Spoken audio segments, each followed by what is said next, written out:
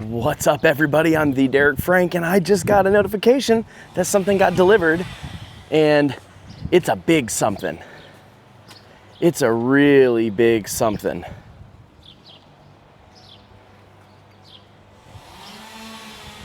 What could it be? Well, I know what it is, so let's go check it out. A couple weeks ago, the fine folks at Fab Heavy Parts reached out and they asked if I was interested in checking out their running boards for my 2020 Jeep Gladiator. And I've been wanting to buy some running boards for my Gladiator because since I put the 35s on there, it's a little, higher to get up in there, and some short people have a problem. So, and let's be real, they look good. So when I checked them out, I was like, yeah, absolutely. So they sent me these at no charge. This isn't a paid sponsorship, but I'm really excited to check them out. So let's see what's in this big ass box. All right. So there's a little sneak peek of what's in here. I have to give them a lot of props because in a couple days, I'm leaving for the More Expo for my clothing brand, Chuggers. It's our first expo, and it's an overlanding and off-roading and camping expo. And when they had reached out and said that they wanted to send me these, I was like, well, if you hurry and you get them here quick, I can get them put on before the expo because I'm using my Jeep as part of our booth. Well, they rush ship these things, so thank you guys for going above and beyond and getting these here in time. So I'm gonna fast forward and start putting these on the truck. So first glance, these things look really, really good. The powder coating is really nice. It looks really durable. The paint color is nice, and they even sent an extra set of these covers in blue, just in case. My truck is all red accents, so we're gonna stick with that.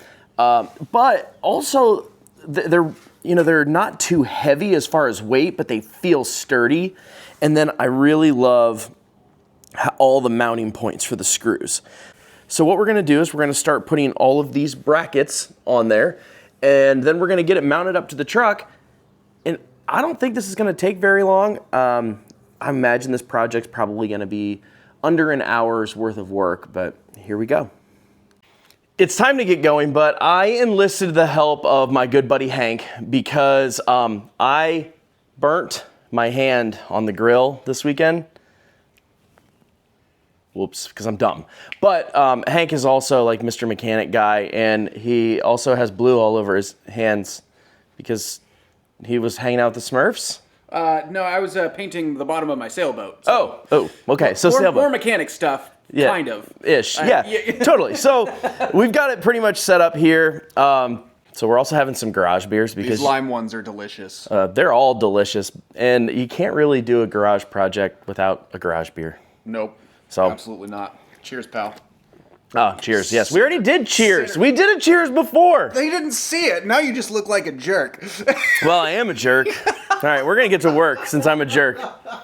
Pretty easy supplies today. Also, we need a 10 millimeter and a 13 millimeter. Make sure you get the sockets and you get some wrenches because you're going to have to hold down the bolts while you wrench these bad boys in. All of my 10 millimeters ran away.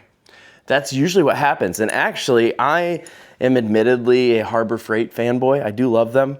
You got to know what you're getting, but I love them. I have other tools, but the cool thing there is you can go to Harbor Freight and buy a whole set of just 10 millimeters. Did you know that? Are we going to Harbor Freight right now? I mean, we do it a lot. Yeah, we do. So I don't need them because I've got like 4 sets of wrenches and stuff. So all right, now we're going to start. I swear we're going to start. Okay, so we have directions. Who needs directions? Now there are a couple things that are actually specific to these. So like here is the passenger side 2. I'm assuming like that. And so these are all yours. Driving side 1. 1, 2, 3, 4. And driving side 2. And 2. Passenger side 1 fell out of the bag because I wasn't careful. Derek. Which is, what's driver's side 1? Okay, so it's that doohickey thing. Oh, it's those over there. There you go. These are for you. Thank you, sir. Uh-huh. Is there that many? How many do you have? 4? Do you have 4 total?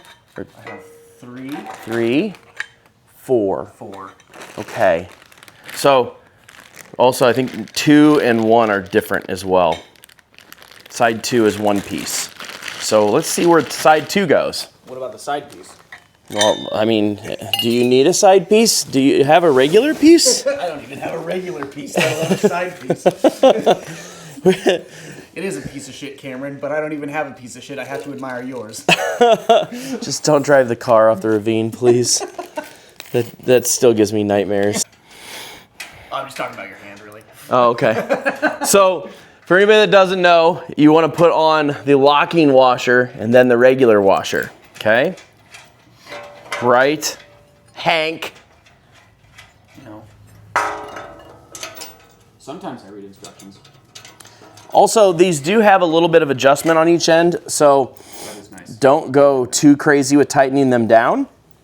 So that way, once you put them up there, you're going to want to adjust them to the body of the vehicle. And of course, today the vehicle is a 2020 Jeep Gladiator, which is so much better than a Tacoma. Fighting words. You drive a Subaru. So the one that's not like the other ones? One of these things is not like the other. Exactly. Okay. So that one right Goes there goes on is 4. that one. Goes on number 4. So the one of these things that's not like the other. So you can tell they're different, right? And they are labeled. Just don't empty them out before you know what the label is. But yeah, it is different. So that will go on R4. Sunk my battleship. Except there's no R in battleship. That was dumb, but I still laughed. I hope you're happy. And yeah, I am actually. Race ya! This is why we can't have nice things. I wanted to look and see how you were doing this. Like this? I figured you were a smart cookie. Well, how did you do it? So I don't have to like reinvent the wheel and look at things. So. Like oh, that's nice. Yeah. So that this is the part that clips into the clip. Yeah. the clippy thing. The clippy thing. Yeah. Yeah, I know those. Yeah, so we got those pieces on. Now we're going to take the running boards, take them over to the truck, and put the brackets on said truck, and then get it mounted. So I'm also not used to having help with anything, if you can tell from all of my videos. So this is really nice having Hank here, especially like when I'm injured.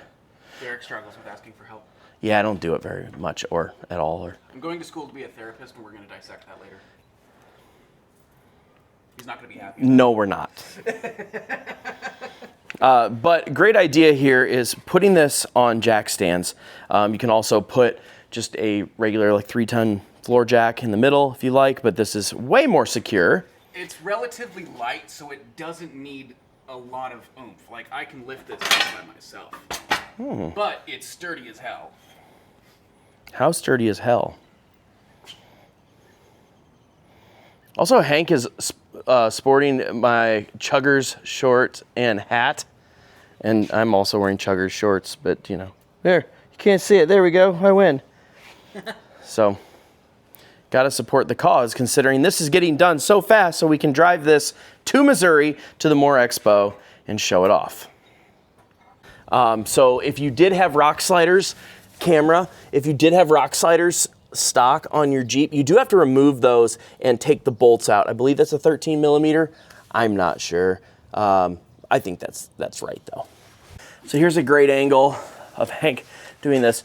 So you can see. Every angle of me is great. Shut up. As he's doing this, there's body panels like the, what would that be considered? It's not the rockers. No, just well, it's just the crimp for the body panel. So I mean, rocker. Yeah, you could. I'm sure you could call it a number of things. This is going to be up for debate, but we'll just go for rockers right now. Okay, so on the bottom crimp part of the body panels, the holes match really, really well. Yeah. And again, this is why you want to leave it loose. Yeah, this is why you want to leave it loose, because you are going to want to line it up with the flow of the body of the truck. But man, Fab Heavy, you guys did a great job manufacturing this. And also, I have this really fancy little tray. It's this magnetic tool bolt tray, also from Harbor Freight. This is pretty fantastic. This is the least amount of work I've ever done on a project on my vehicle. I don't like it. I'm supposed to be challenged. Well, that goes without saying.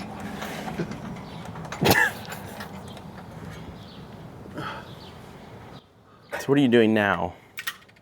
Just cinching everything up? Exhaling, pumping blood. 3 of my favorite activities.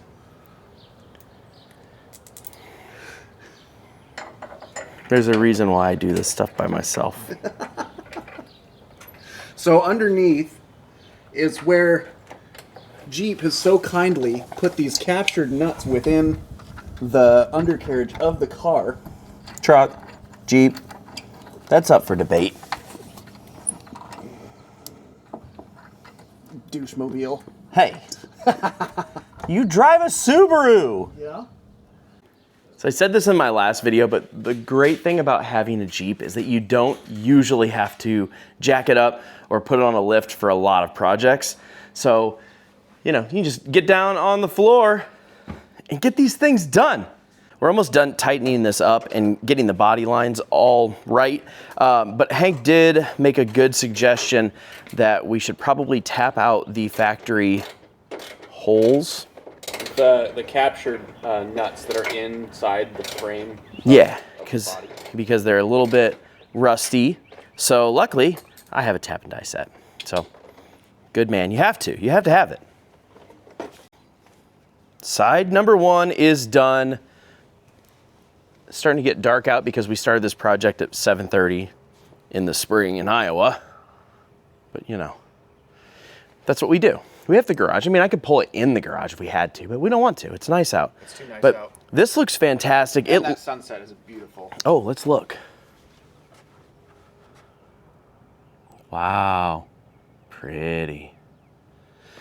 I'm really impressed with how easy it was to line this up.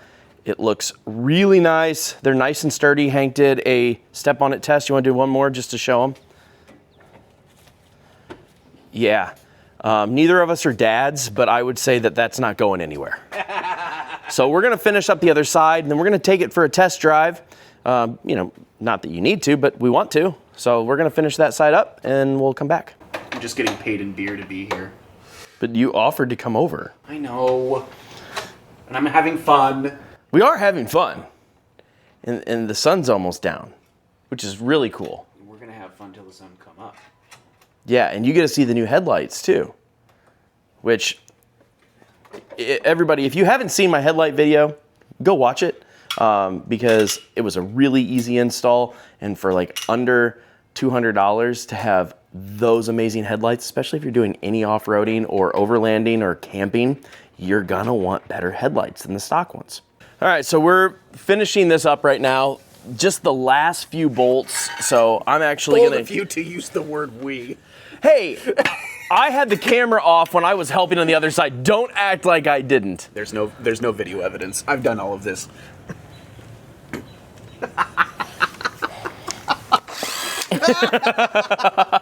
Oh my gosh. I absolutely had involvement the whole time. This is ridiculous. I don't have to take this. Slavery. I know when I've been insulted. I know when I've been insulted. Good grief. He acts like he doesn't like that. I'm the one that he gets to use this garage. He uses my garage for storage and to work on his car. You have it so rough, Hank. Can I have the 10 millimeter, please? Open-ended. Yes. So one thing that I'm really impressed with, this vehicle, obviously being in Iowa and having salt and everything else, there is not a lot of rust under here. Now, the vehicle did come from Florida originally, which is also... Florida man drives a Jeep. You know what, Hank? It was in Minnesota, but they couldn't sell it, so that's how I got it. Fair enough. I got a good deal, but it was in Florida for the first part of its life. But the undercarriage here looks really pretty good. There's yeah, it is clean. There's definitely some rub marks on my skid plates, which are because I have used it. Thank my dad for this nice little DeWalt impact gun. It's super great. Yeah, considering mine took a dump because it was from, you know, cheapy one. Oh, well, that's how it's supposed to work. Well, that would have been way easier all night. Oh my. Oh. Well, I think I'll keep this. Nope, that's mine. All right, well, then you get to finish the job. Oh. You got to use your new toy. You don't want to use your new toy? I mean, I've been using it. This guy. This guy. All right, well, there we go. Problem, this has too much power, and I have currently just sheared the head of the bolt off. DeWalt, you did too good of a job.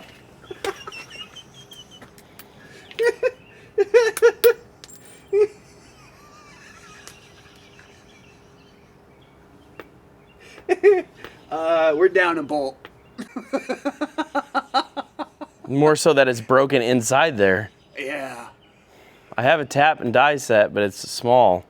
Remember, everybody, a pessimistic attitude of saying, hey, this is going to take 10 hours so that you're pleasantly surprised when it only takes like 30 minutes is key. I mean, we're less than an hour on this project, maybe right at an hour. We are, but now it's going to be at least 2 more.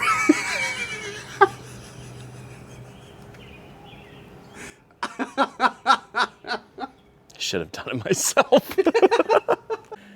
And just like that, we are all done. Last bolt is tightened. We are in good shape. This was a pretty easy project. So they had estimated an hour and a half for 2 people to do this. We did this in about an hour, but we were also trying to film and also having some beers about it. So this could feasibly be done in an hour. If you're doing it by yourself, hour and a half, maybe 2 hours if you're working slow. But one thing I will note, like the bolts that come with it are fairly soft, so don't torque them down too hard because you don't want to shear those off inside the body of the vehicle. So after getting these installed, I immediately drove down the next day to the More Overlanding Expo in Springfield, Missouri. They made my Jeep look so much better. They mix with the theme of it so well with the red and black, and it didn't have any added road noise. Plus, they're super functional. So thank you to Fab Heavy Parts. If you guys are interested in these, I have links down in the description where you can get them as well. And until next time, we'll see you later.